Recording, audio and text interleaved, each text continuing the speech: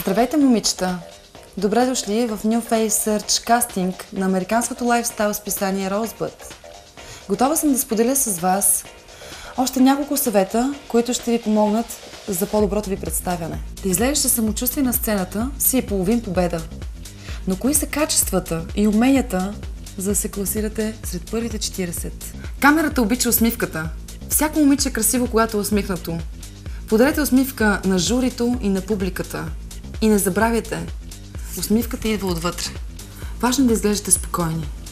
Имате ли свой собствен начин, чрез който да премахнете стреса и напрежението във важен за вас момент? Аз, например, използвам прости дихателни техники, които невероятно ми помагат да се успокоя и концентрирам. Опитайте с 5 много дълбоки вдишвания. Това ще ви помогне невероятно и работи много добре. Наблегнете на това, което смятате, че ви прави различни и ви откроява от другите.